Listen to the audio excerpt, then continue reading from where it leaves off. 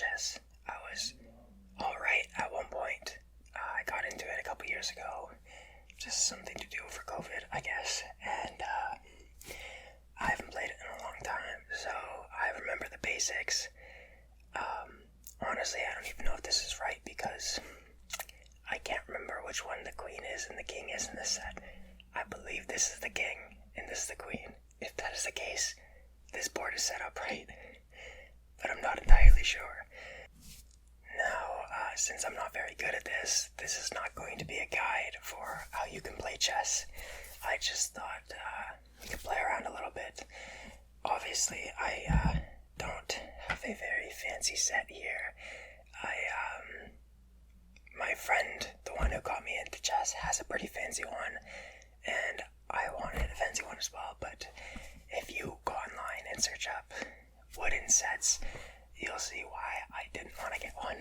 They are so expensive, and I didn't know if I was actually going to play chess beyond just playing with my friends, and I was right because I bought this set and I used it like twice and then never played a chess again, so I'm very glad I didn't buy the set. But I mean, they're not the fanciest, but they'll do. So I thought to start off we could just go through each of the pieces and see what they do.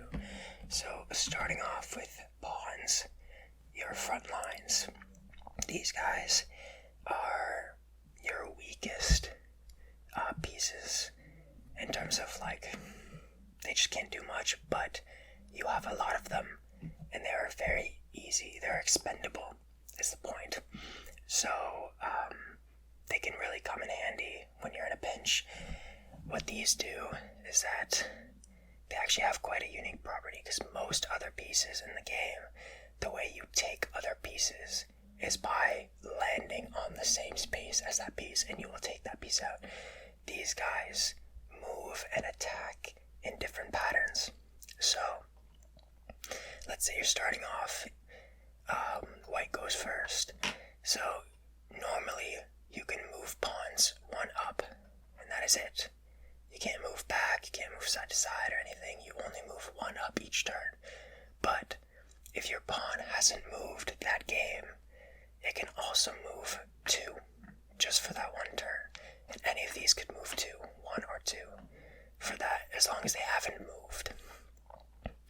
And something that is interesting is that, let's say I play this, you play this. I don't think anyone would actually play that, but for hypothetical sake, because pawns can't actually attack by moving forward, my pawn is blocked right here. So I wouldn't be able to move. The way they attack is on the diagonal, so let's say you played this. My pawn could attack diagonally and take your piece. And I probably should have looked this up before I started the video, but there is an interesting rule that, let's say I have a pawn here, for example, and you use that special rule I mentioned where, because this pawn hasn't moved yet, you can move two spots. What I can do, it's called en passant, is that I can attack diagonally where the pawn would have been if it only moved one, and take that piece. It looks a little bit weird. I have no idea why it exists, but I managed to use it a couple of times in actual games, and it looked really cool. Even though it probably wasn't the best play, it was just one of those things where, like, people are like, you can't do that, and then you're like, I'm actually I am a horrible person. So that's the gist of pawns. Usually most starts, because you can't move most of your pieces, except for one of your pieces, off the start, other than the pawn. We'll get to that later. Most openings and start with either, let's say, if you want to move this guy, you can move a pawn forward, and then the next turn you can move him out. Or if you want to, like, move the queen or whatever, you can move the queen like this. So usually you end up using your pawns just to let your other guys out to move. If we move on to the next one, start from the outside and go in. So we have the rook. I really should have researched before doing this because, okay, I'm pretty sure this guy's named Rook, if I'm remembering correctly. Now, rooks are one of your best pieces. The only thing is that they're not great for early game because these guys move on straight lines. So basically, this guy and this guy are trapping it from moving off the start. And even if you move this pawn, your rook still can't really get out. So they tend to be very good late game. Once, let's say this pawn is taken out, you have free attack to go all the way across the board. They're very powerful. They do not have a limit of how far they can go. They can go to the edges of the board. They can go until they hit a piece. Whether that be one of your opponent's pieces, you take it out, or blocked by one of your own pieces here. But they have very good mobility once they get going, because you can move basically wherever you want. These tend to be the pieces, other than your queen and king, that you want to save. A very common idea in chess is trading pieces. So let's say you have the opportunity to trade a pawn, which is very expendable, not a very good piece, for something else like this, like any of their back pieces. You're going to take that because the pawn is worth less than any of those. This guy tends to be one you don't want to do trades with unless it's another rook or their queen, just because it's a very valuable piece. Maybe it's worth trading if you're up a lot of pieces, because then trades are always going to be worth it, but it's a risk reward, and this is a guy you don't want to end up trading. You do not want to trade for that guy. We have the knight, the little horse guy. Little horse. This guy is probably one of the most fun and interesting pieces. What it can do is it can go essentially in an L. So in this case, this was the other piece I was mentioning that you can move off the start. The pawn and the knight are the only two you can move off the start. And it goes in an L, so you go 2 forward, 1 to the side, or 2 forward, 1 to the side. And then for this case, you can go like 2 sideways, 1 up. And you can go kind of maneuver around. And the interesting thing is they can hop over pieces. It doesn't matter what's in its way, as long as this is clear and this is clear, it can move. So one thing that you can get really interesting is that, like, right now, with your pieces not moved, there aren't many pieces that can attack your king. The way you win is by checkmating the king. Essentially, if I get you in a situation where I can take out your king next turn, and you have no options but to let your king get taken, that's how you lose. Because if you do have an option, you have to take it. That's just how it works. So you can get interesting checks by going here. Let's say normally you'd be protected by every other piece, but here my knight is putting you in check. And in this case, the only way to get rid of that check would be take me out, which would be easy. But if your pieces weren't there, it's just a very easy way of like getting like a flank on your opponent almost, because people don't see it coming. And it's cool when you see like you're here and you're like, okay, well next turn I can go here and maneuver my knight into a situation that's really good, and your opponent doesn't really expect it because its movement is so weird.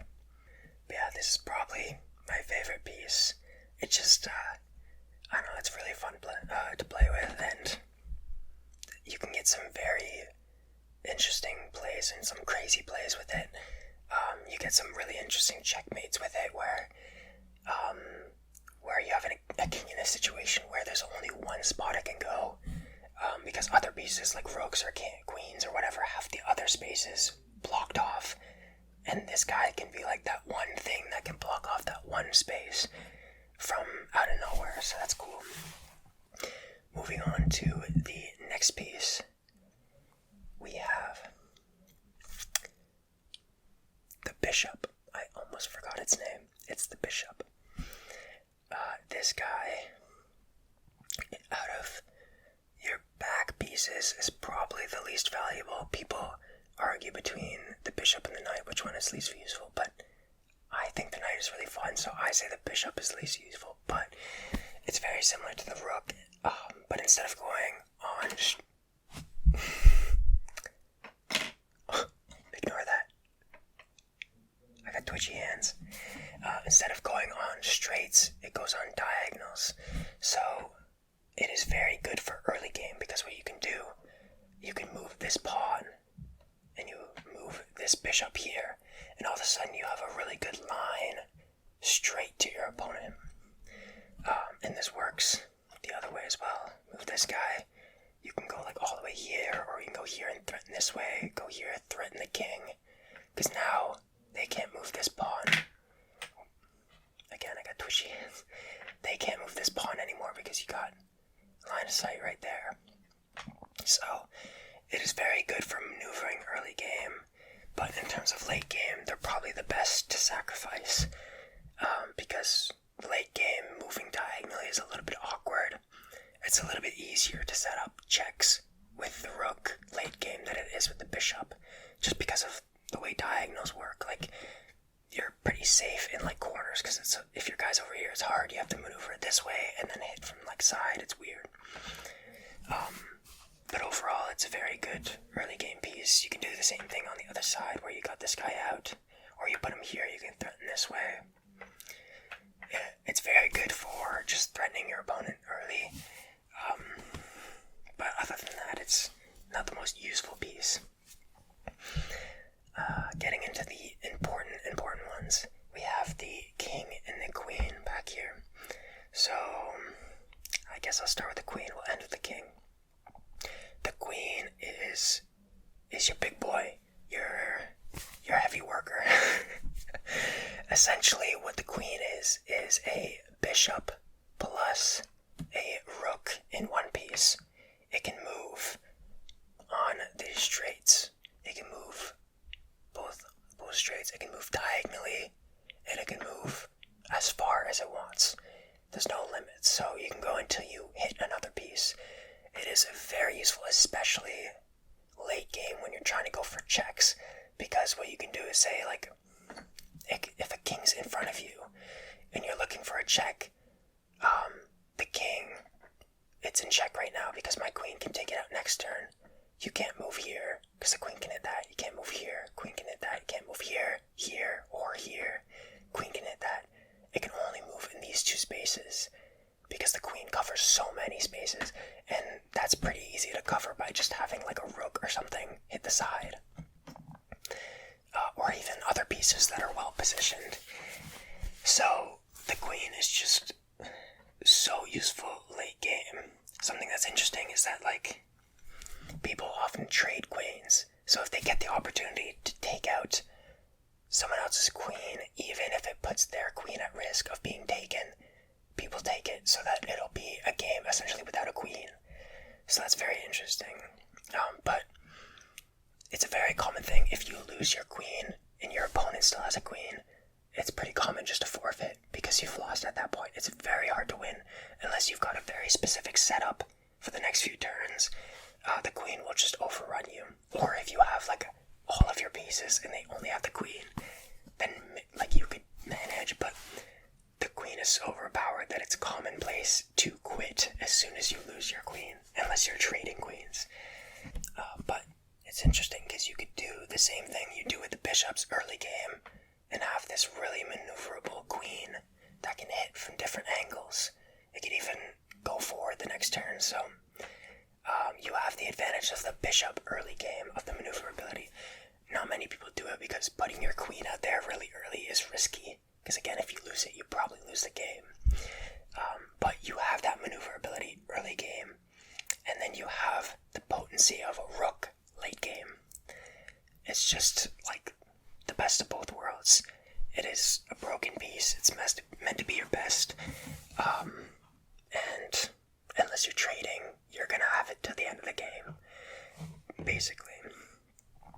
Moving on to the last piece, we have the king. He's not very powerful. He's actually quite lazy in terms of movement. He can move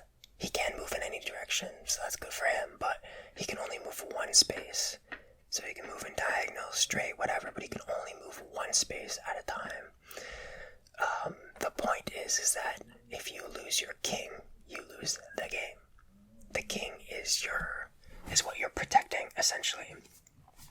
And it goes beyond that. The way you lose is you have check and you have checkmate. Check means, let's say if I have my king here and this guy here, this is threatening my king. If I don't move my king next turn, this piece can take out my king, which means I am in check. The way to win, because essentially when you're in check, it's not that you should make a move that gets your king out of danger. It is that you have to make a move. Let's say this piece is endangering my king. I can't just move this piece and be like, oh, I lost, whatever. You are not allowed to make a move that essentially, if you have an option to protect your king, you have to make it. You can't lose off of making like a dumb decision or not seeing anything. So the way you have to win is by getting checkmate, which means that all the options that you have could not save your king. So usually this happens when you have not many spaces left and you have to end up trapping the king in like a corner or something. So let's say, I don't know if I could set one up properly, but if I had this and this piece was gone, and they had their, I don't know, hypothetical, they just had this here, I'm in check because this bishop is threatening my king. This is checkmate because I have no options. I can't attack the bishop. I have nothing here that will hit the bishop. This can't move. This can't attack that. This can't hit that this turn. Nothing can hit that bishop this turn. I can't put anything in the way of the entire. If I could put another piece like here to block the bishop, then that would save me from check. I can't move my king because it would still be in line. I can't do anything right now. So this would be checkmate because I have no options to help my king. They would just, bam, they win. If, for example, in that case, I had this pawn still, what I could do is I could just do this. So in this case, the immediate threat is blocked out because the bishop can't pass my pawn without taking it out. It also has additional value in the sense that if the bishop decides to attack my pawn and put my king back in check, I can now take the bishop with this, and that's a really good trade for me. Taking their bishop with only losing a pawn is a very good trade. So there was a very infamous checkmate in the chess community. I believe it's called the Scholar's Mate. I think that there were some people in like the Twitch Rivals scene when Twitch got really into chess. I think Charlie got one on XQC. I can't remember exactly how it goes, but I'm gonna try to get it. But I believe that the way it went was if you had, let's say, I think you would have to go first. So let's say, pretend you were white. You would bring this guy out, and I would bring this pawn out, and you did this. So this was a very common thing to have these like triangles of pawns, because the way it like essentially built a very protective wall, so that if someone tried to take out your pawn, another pawn would be there to defend it, which meant that the only way you were taking the pawns was with other pawns, because it wouldn't be worth it to lose another piece just to take out a pawn. So it was a very good like core to have. But in this case, what you could do was bring the queen over this way, and you have checkmate. Already it takes like 2 turns, and you get checkmate because try to move this piece, can't get it, can't move this doesn't do anything, this can't do anything, this bishop, and the king can only move into